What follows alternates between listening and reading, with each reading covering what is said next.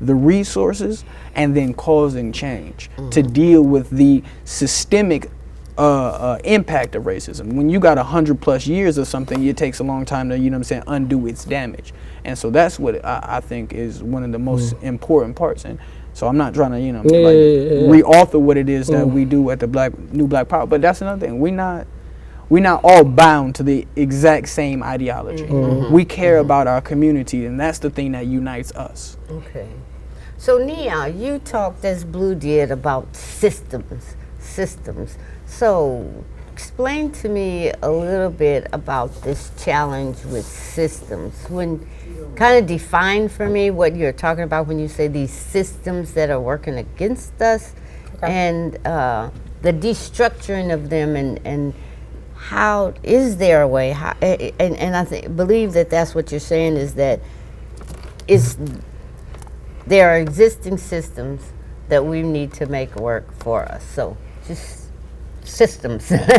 Well, I mean, back when Marcus Garvey, even back in 1928, he gave a speech back in England, and basically he was talking about how there's England for the English, there's France for the French, but why isn't there Africa for the Africans? Without a doubt, black people came from Africa. West Indian black people came from Africa.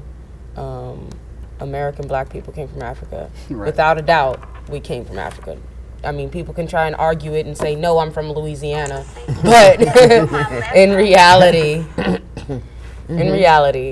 we all came from Africa, right? Correct? And African people were indigenous to the Americas before the Europeans. Exactly. Okay. Exactly. Yes. Exactly. So, with that being said, once they came and invaded, colonized, and then took who they wanted, and brought us over to America, that's when the brainwashing began.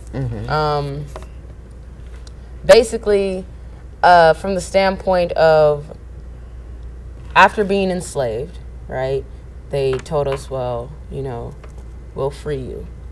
And then they acted like they did us a favor, putting us in the Civil War, or like starting the Civil War and, freeing us from slavery. My main opinion on that, we shouldn't have been enslaved in the first place. But that was all about money.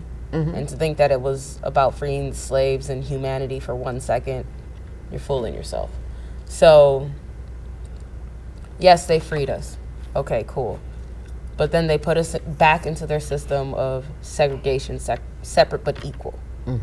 Which wasn't equal at all. But it wasn't equal, I think I'd probably be a little content with separate, but I wanted some equality, If you're going to give me the water fountain to drink from, then let it be as clean as the white one. Not Flint water? Exactly. Don't give me Flint water. Right. That's my main thing, If you're going to give me a bathroom to use, can it have some toilet paper in it, please? Simple things. And then they acted like, okay, well, fine, we'll let you into the white bathrooms and things like that. But it should have just been letting me into the bathroom, period.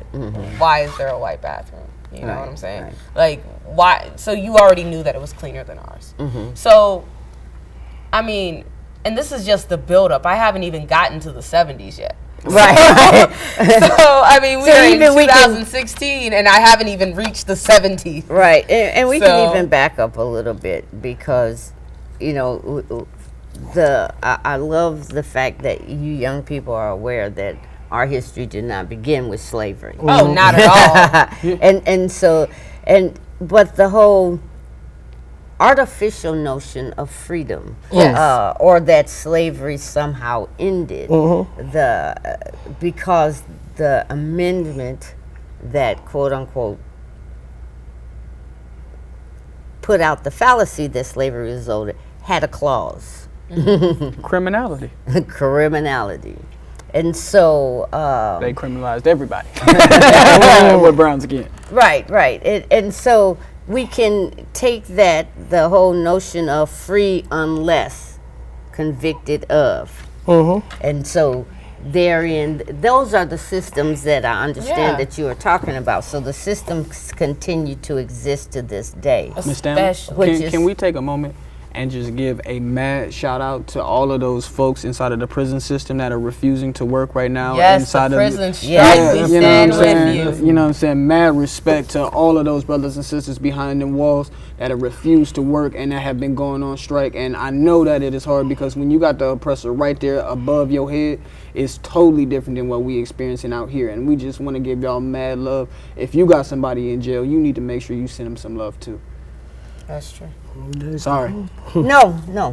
Mad shout out to the people. Yeah, man, it's hard. Go ahead. Coming from the aspect that you were talking about, basically, I guess the system is supposed to be set up, you're innocent until proven guilty, but if you have colored skin, you're guilty until proven innocent. And that's a messed up system within itself. I mean, like Blue said, you know, they put drugs into our system, killed all our black leaders, and the ones that they didn't kill, you know, they wasted off their lives. You know, I have a friend who was wrongly imprisoned during the mass incarceration era, and now he's in his 30s. He's out, and he's not worried about fighting for anything. He's just glad to be out. You know, and that happened to so many black men. They took black men out of the home. They stopped them from reproducing. And the ones that did reproduce, now their children are growing up without fathers and things like that. And now those children are resentful. It's possibly a system that's continuing. Oh, my father went to prison. Let me go to prison too. The idea is just continuing and continuing and continuing. And they helped it by doing that mass incarceration. And they know what they've done. We know what they've done. But we're looking at it from a blind side because it didn't happen to us. But kind of back to what Blue was talking about, the need to educate a community, a populace about. So there's two separate things. There is the creation of the other, which gets the buy-in from the masses, and then the whole notion, like Blue was talking about, trying to bring the education, because too many people buy into some of the things that the cultural, the criminalization of culture, number one. Truth. You know, the attempt, like Sagging there's rap pants. music, I love sagging pants. Oh, they guilty. And the criminalization of childhood behaviors. Yes. That's an additional problem. So I can appreciate that. So what are some of the other systems that You know, one that of are holding I the would say- masses back? I would say one that stuck out to me the most was after we did the Black Lives Matter rally. I went on the highway, went to Atlanta, and I did a lot of research while I was on the highway on my phone and just looking up anything black that was going on with us in today's world. And it struck out to me that 10 years ago, it's 2016, 2006, the FBI put out a report stating that that there was an infiltration of KKK, white supremacist, neo-Nazi groups in law enforcement, politics, schools, all different platforms that could be a way to oppress a suppressed community. So, that being said, that's 10 years ago. But that has always been. It's always been, but they Yes. put the report out 10 years ago. Okay. Didn't nobody know it, but the report didn't resurface and start doing the numbers that it was doing until this past summer. Okay. So with that being said, that's 10 years worth of infiltration. That's the reason why kids is getting shot at the rates and number that they is. You go to court, there's a jury of their peers, and the cops is walking away with it. And don't Not a pay jury of our vacation. Oh yeah, not of our peers, but Well, of just their a peers. little history.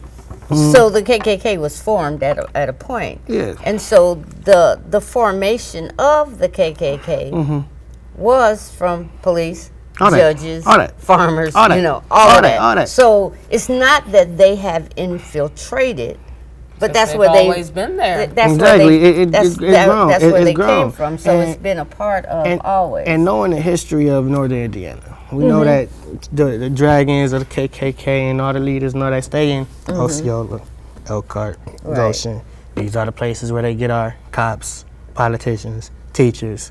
So with that being said, that they at these, and I love using this term when it comes to this situation, the difference between the hero and the terrorist. These potential terrorists is living in our backyard. Yes. We need a system to combat that in case it ever comes to the front yard. You feel me? So where now we have teachers, and I done been put in these situations with these type of teachers, and that for actually put an emotional patch on a kid with his high school career, to where I had a prejudiced school counselor, and I didn't even know how many credits I had till I moved back from Atlanta, Georgia, and was trying to get back in school because I didn't want a relationship with him because I knew he was prejudiced. Right. So it's certain things like that that we have to have a system in place, our own system in place, to combat these platforms and these walls that's made for us to fail. Absolutely. Let me And touch so, that. Oh, I just wanted to say, Carter G. Woodson wrote a book, The Yes. Miseducation of the Negro. But I'd like to also add that there is this whole miseducation of the masses, And of us. definitely. I see it every day on Facebook. Is miseducated. And that's why it's so easy to create the other. I think we got like some telekinesis stuff going on, right? Right, because that's Right. that's the system, and not necessarily just with regard to Carter G. Woodson, but just when you realize a lot of people want to talk about self-hate, right? Like active self-hate, like oh, them black people, they ain't gonna do nothing, right?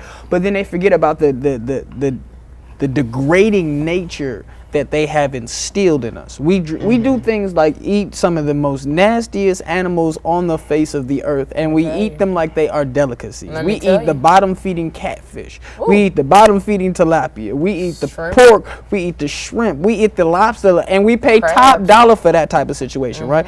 But then you start to realize that is indicative of the overall nature, that we think that the things that they taught us to do are the only ways in which we can be right inside of anyone's eyes. So instead of, like when you even think about like the sports that they have like sewn into our culture and kind of, created this situation where we are always in recreational mode.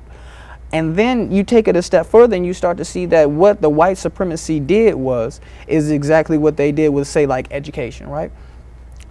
First, they would hold all blacks back from the specific system until whites had an opportunity to really capitalize on that system. Then when they let the black folks in, they would let them into a degraded system that had already lost the majority of its value because, scarcity is America's model, right? Like the less people that have it, the more valuable it is, right? But the more people that have it, the less valuable it is, right? So they let you into the education system after they had already improved the literacy rate for all of these white populations. Now we see it in full circle when we come back to South Bend's reality check, where we see a city that is operating at a budget of over $100 million, but still black programming is only afforded less than probably about $2 million in order to function on it. So now we are sitting here as they're basically creating these systems where we become the crabs in the barrel. So because we're all fighting and dying for an opportunity to actually feed ourselves and to erect situations that can improve our community. So it just keeps pitting us against each other. So just imagine us, we being the new Black Power movement, trying to impress on the outside community that you need to do stuff better with your health. You need to do stuff better with your free time. You need not to be trying to set up situations where it's always going to be recreation. You need a situation where we can actually have a trade program. So like we got people who are standing on the front lines and have to be vanguards and sacrifice all of the love. You know what I'm saying? Like it's something fun about being a revolutionary, but not when you the revolutionary who is saying that you can't eat mama's pork chops no more. So it's just mad real. And like those are the systems that we're dealing with, the internalized aspects of this thing more than anything else. More like it's hard. It's really and truly hard. And like I feel for that's my little brother, that's my little sister, who wanna like hear that, you know what I'm saying, they trying to be camera hogs just because any movement, you know what I'm saying, any movement by black folks is often considered you trying to take all the shine, right? Like you're trying to take all of master's appreciation. I love that he said that, because like when I first started being an activist, I think one of the first times I was ever on camera was with Gladys Muhammad and after the Martin Luther King celebration. And with that, it became a turmoil. Like it just kept on going and going. And people would ask me, you know, are you doing this for publicity? Because I'm also a rapper, and it did kind of boost my status in the community. But I looked at it as a point of when and this is before New Black Power. You know what I mean, this is just when I was just activist Blue Casey. People ask you that and don't even want to be on the camera themselves. Exactly, and I'm like, I would rather see a positive image of a young black male doing something in his community and getting on the news for that, instead of every time I look up on ABC 57, WNDU, Fox 28, it's a black man going to jail or he's shot. You know what I mean? So I was trying to use my image as a rapper to actually put a positive imagery into the community by using the